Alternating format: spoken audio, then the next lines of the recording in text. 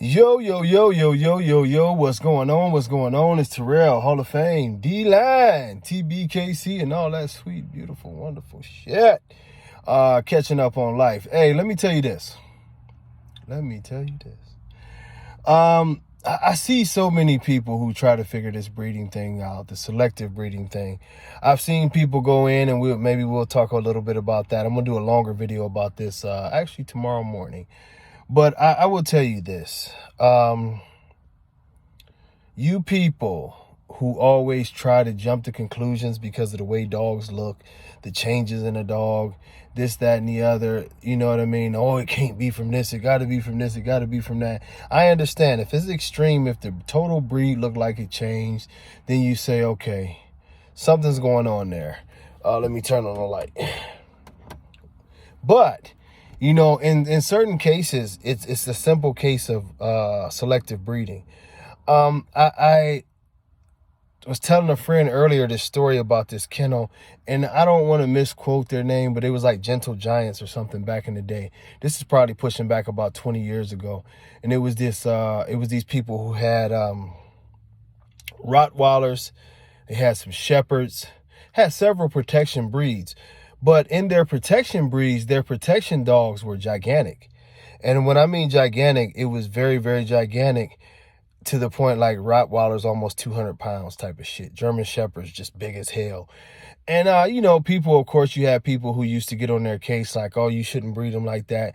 But they had their thing where they said, bottom line, these weren't show dogs. You know, this is bred to be, you know, it's you know, an anomaly, a little thing that, you know, if you want something that's crazy big, this is what it is, but it's not a show dog.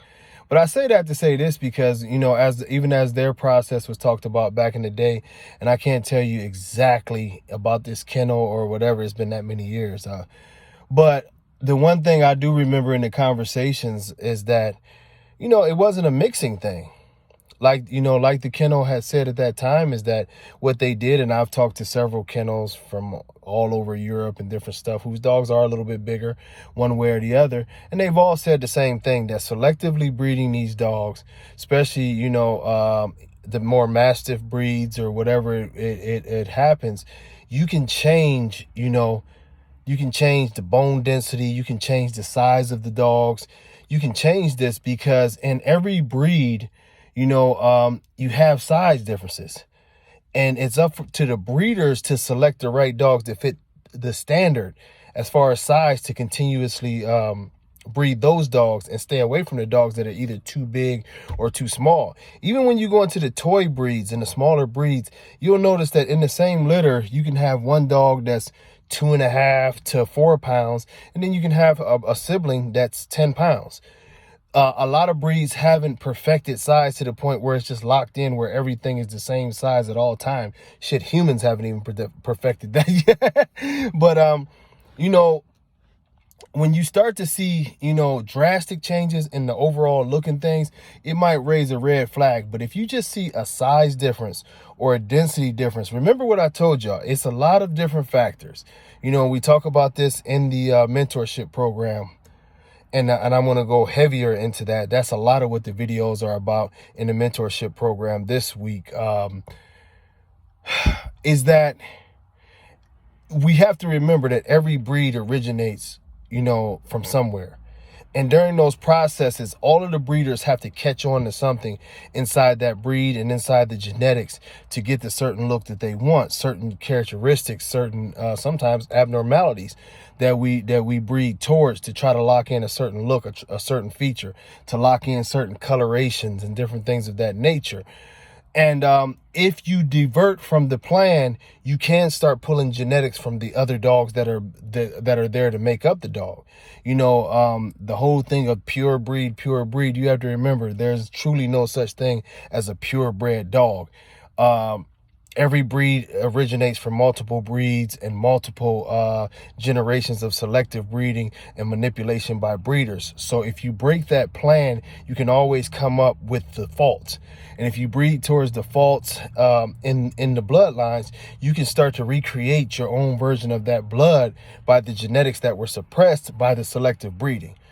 So, you know, It's a long process, but but at the same time, it's not that hard to understand that either stick to the rules or you'll start getting some of the shit that isn't in the rules. And sometimes for people who are creating a breed like we did with the American Bully, you want to breed outside the rules because in our instance, we wanted more size, we wanted more muscle, but we wanted less attitude. It was different things that we went against the standard of the dogs that we took to breed our dogs.